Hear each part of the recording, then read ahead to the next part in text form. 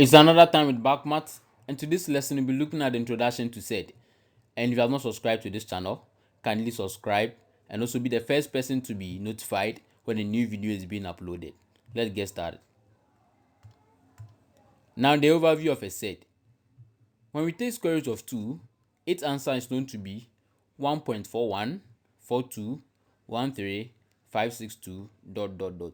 Now this dot indicate that there is a whole lot of numbers to be added, but we have shortened it using the 3 dots. Now we ask ourselves, what deductions can we make about these decimals? The first one is that the decimal does not terminate, which implies that the decimal continues to infinity and we cannot determine the last number. The second one says that the decimal does not recur, and we can clearly see that there is no particular number repeating successively or continuously, and so we can term this decimal that as a decimal that does not recur. The third one is what we see as the decimal cannot be expressed as a fraction of two integers, which means that we cannot express this decimal as a fraction like 2 out of 3 or 4 out of 5 or any other fraction like 1 out of 6. We cannot express this decimal as a fraction of this form. And so if we have a root of a number which bears these three conditions or properties, then we can term this root of that number as a set. So as written here, such a root of a number is called a set. So if you have a root of a number and has all these characteristics, like we said earlier, that root of a number is what we call a set. From here, we go straight to the meaning of a set. A set is defined as the root of a number that cannot be reduced to a whole number or a rational fraction. So the most important words are the root of a number. So you have the root of a number that cannot be reduced to a whole number or a rational fraction. So examples, we can think of square root of 2, square root of 3, the fourth root of 5, the sixth root of 7, and many more.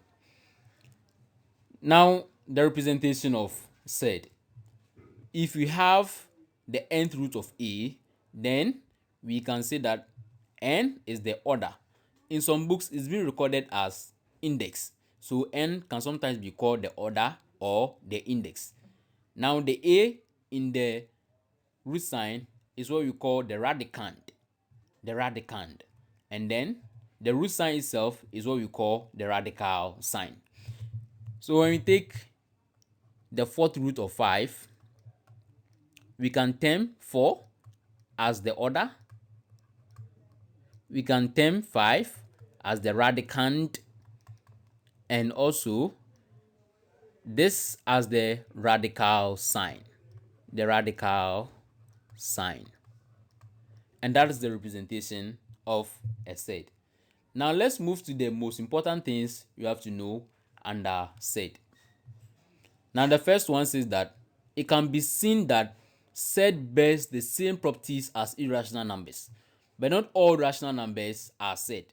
So like we said earlier, set exhibit the same properties as irrational numbers, but that doesn't mean that every irrational number is a set. So when we take irrational numbers like pi and the Euler's number e, they are rational numbers, but they are not set because they cannot be expressed in a root form. And so we have to know that. Now the second one is that the presence of a root sign does not necessarily mean that we are dealing with set. And if you have an example like the square root of 4, now the square root of 4 is giving us a whole number that is rational, a whole number 2. And this 2 does not conform to the characteristics of set.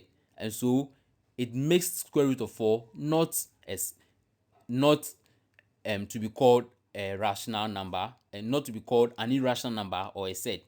When we take the square root of 9, it's giving us 3. Square root of 9 is not a set because its answer is giving us a whole number, and then the answer is not even a decimal, not to talk of a decimal that will reoccur or terminate. We can also take square root of 49 and it's giving us 7. So these are typical examples of set of square root of numbers that are not set.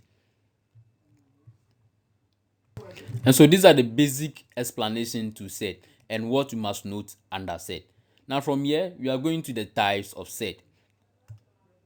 And the first one is what we call the pure set. Pure set.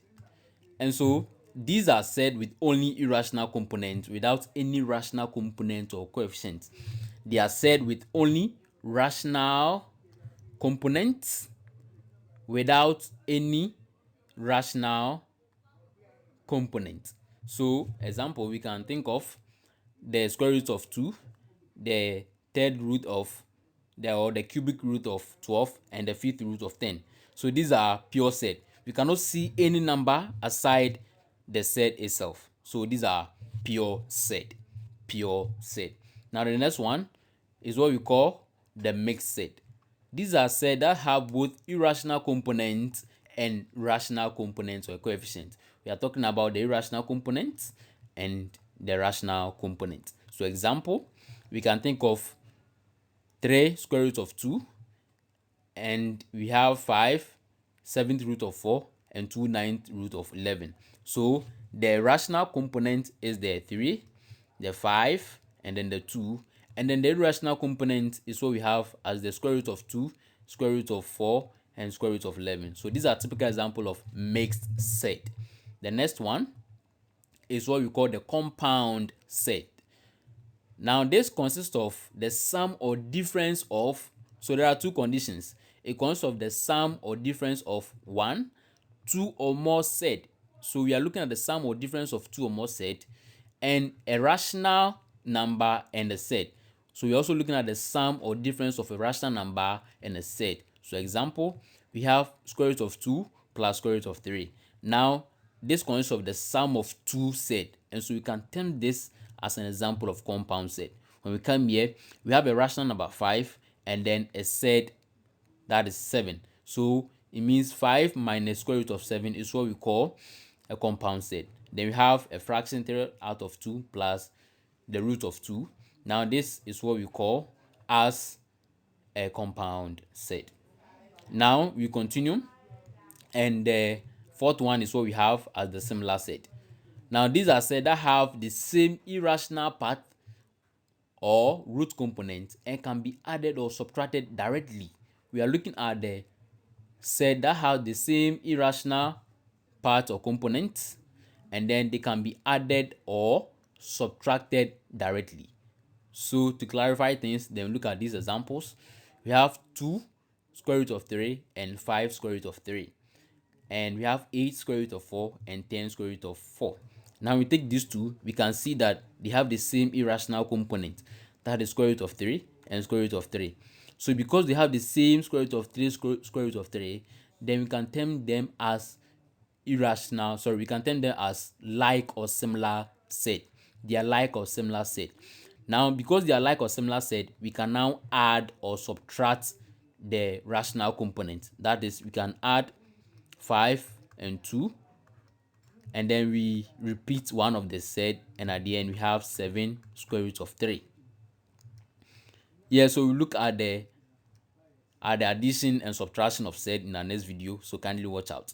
So this is going to help us to explain like or similar set. When we look at this place too, we can see square root of 4 and square root of 4. Now because there is square root of 4, square root of 4 here, we can term it as a similar set, and based on that we can even add or subtract the coefficients behind the set. So that is the like or the similar set. So from the like or similar set, then the next one will be the unlike or the similar set. Unlike or the similar set. So these are sets that do not have the same irrational part or root component and cannot be added or subtracted directly. They do not have the same irrational part or root component, and because of that they cannot be added or subtracted directly. So example, we have 4 square root of 8 and 5 square root of 3. So you can see that the root parts are not the same, and so it renders this to be called an unlike or dissimilar set. When we come to this side, we have the square root to be 9 and the square root to be 7. Because there are different numbers at the square root part, it renders it to be an unlike or dissimilar set. And so this ends to this video, And thanks for watching. Kindly like, comment, subscribe, and share. See you in our next video. This is Bagmat, thinking beyond infinity.